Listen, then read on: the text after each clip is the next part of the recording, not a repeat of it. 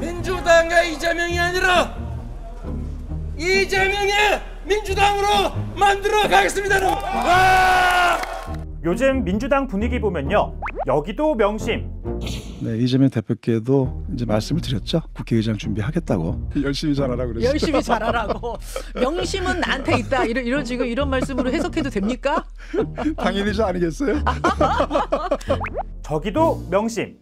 총선 이후에 대표와 한 2번 정도 만났었거든요. 뭐 저랑 또 오랫동안 정치를 같이 해왔고 네. 또 그 이전부터 가까운 사이였기 때문에 네. 말씀드렸고 역시 마찬가지 그냥 웃으시고 마시더라고요. 네. 명심이 판치고 있습니다. 여야 정치참견 보고서 백브리퍼 최준혁입니다. 22대 국회 제1당으로 국회의장을 맡게 된 민주당.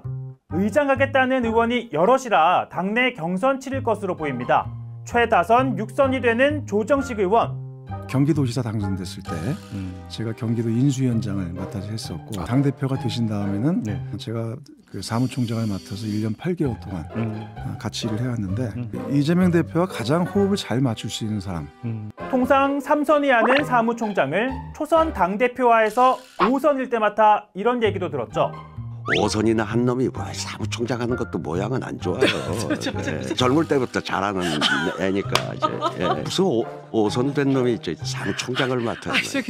누가 뭐래도 친명 좌장 정성호 의원은 조 의원 견제도 들어갑니다. 명심은 나한테 있다. 이런 지금 이런 말씀으로 해석해도 됩니까? 당연히지 아니겠어요? 덕담이고요.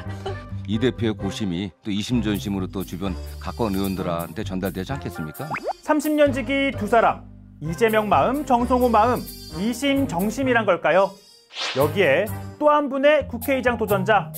당내 구심점 그런 의미에서 이 대표가 절대적으로 필요하다 하는 당내 공감대가 형성되지 않을까. 당대표 연임 주장하며 이 대표에게 힘 실어주는 추미애 전 장관. 대선 기간 이 대표 지지자 모임 잼잼 자봉단을 이끌었죠. 이런 견제구도 던집니다.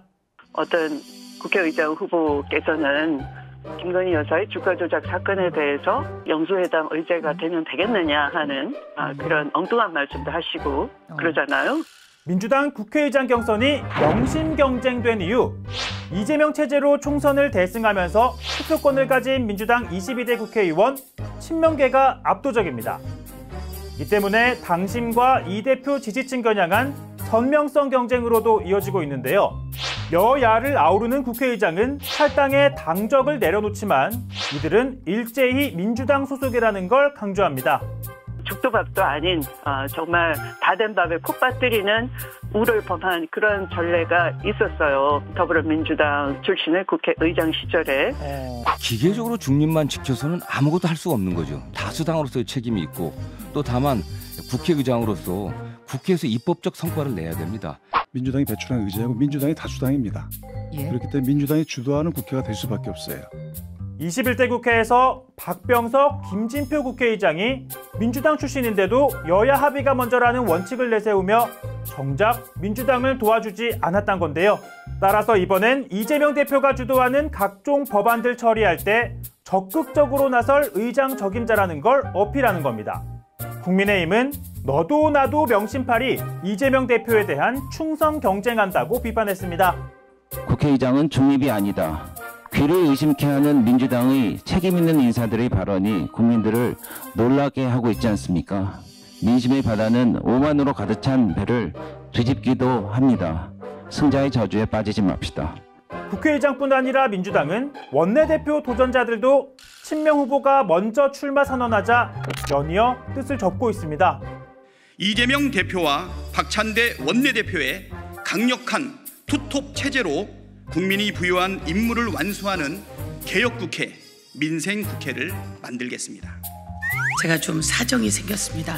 원내대표는 다음번에 출마하는 것으로 잠시 연기하고자 결정을 내리게 되었습니다. 명심 얻겠다는 마음? 뭐 이해는 합니다만 민심이 원하는 국회의장, 제1당 원내대표는 어떤 모습일지도 명심해 보셔야 하는 것 아닐까요?